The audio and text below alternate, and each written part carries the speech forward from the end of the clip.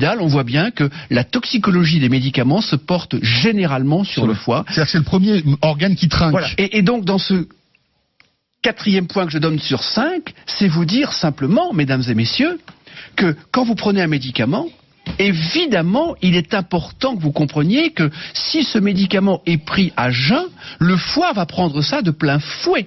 Donc, d'une façon générale, il faut prendre les médicaments au moment des repas, et notamment pour les feralgans, et notamment pour le paracétamol, qui est un médicament qui est pris par certaines ou par certains comme des bonbons. Eh bien, le paracétamol, mesdames et messieurs, peut vous provoquer une insuffisance hépatique foudroyante, définitive, qui va nécessiter une greffe de foie. Donc, le paracétamol, c'est jamais entre les repas, c'est obligatoirement pendant les repas. D'accord. C'est une faute majeure des médecins. Oui, mais quand on a mal à la tête. Eh bien, on mange avec. On prend le paracétamol et en même temps, on mange. Oui, mais si vous dites qu'il ne faut pas manger entre les repas. Si on a mal à la tête entre les repas, qu'est-ce qu'on fait ? On mange une pomme, on mange un yaourt, on mange un fromage blanc.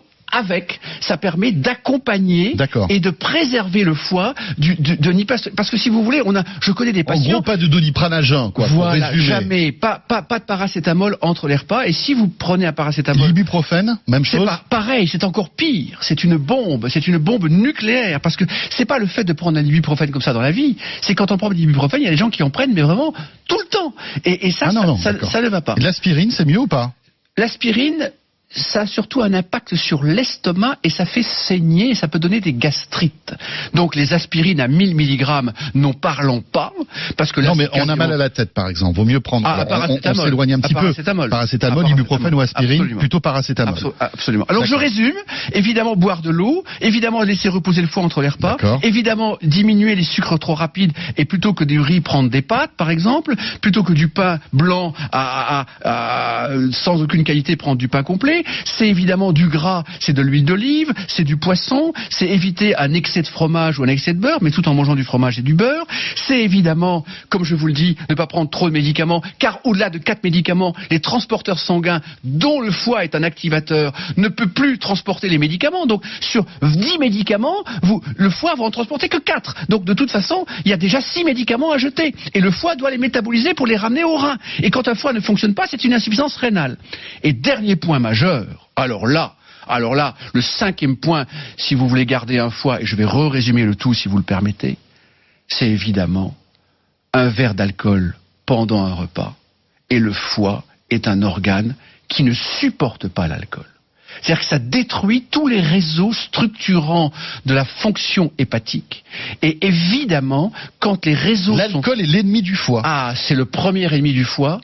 Le deuxième ennemi du foie, et là je vais le dire maintenant, c'est l'hyperstress, c'est la fatigue, et j'en parlerai pas aujourd'hui, j'en parlerai dans une prochaine émission sur le stress, mais concrètement, l'alcool plus le stress, plus le tabac, plus manger entre les repas, fait que le foie ne va pas résister un siècle. C'est-à-dire qu'un foie, c'est fait pour un humain qui peut vivre 3 siècles, sans aucun problème. Mais quand un foie est agressé par l'absence d'eau, par le grignotage, par des sucres rapides permanents, par du gras en grande quantité, par concrètement des médicaments et par en plus un excès d'alcool entre les repas particulièrement, le foie ne supporte pas. Attention, quand vous dites un excès d'alcool, un verre d'alcool par repas, même si le sujet d'aujourd'hui n'est pas le sujet un verre de vin quand même. Oui, c'est ce que je dis. C'est-à-dire qu'un verre de vin par repas, ça va. Oui. Mais quand vous êtes à de l'alcool entre les repas, ça ne va pas. Donc je résume le tout. Christian, je résume le tout. Le café. Le café, c'est bien. Le café, c'est bien. Le café, le foie, jusqu'à 4-5 cafés, il n'y a aucun problème. D'accord. 2 thés, aucun problème. Parce qu'on a des auditeurs qui disent le radis noir ne fonctionne pas pour détoxifier le foie. Et d'ailleurs, je dirais que la crise de foie est un concept typiquement français. Et les 5 points que je viens de vous donner, mesdames et messieurs, c'est-à-dire l'eau, préserver le sucre, penser au gras, les médicaments, l'alcool et évidemment le repos et évidemment, je dirais, la santé et dormir, eh bien concrètement, l'idée c'est tout cela vous préserve le foie, vous préserve la vie, vous préserve la santé.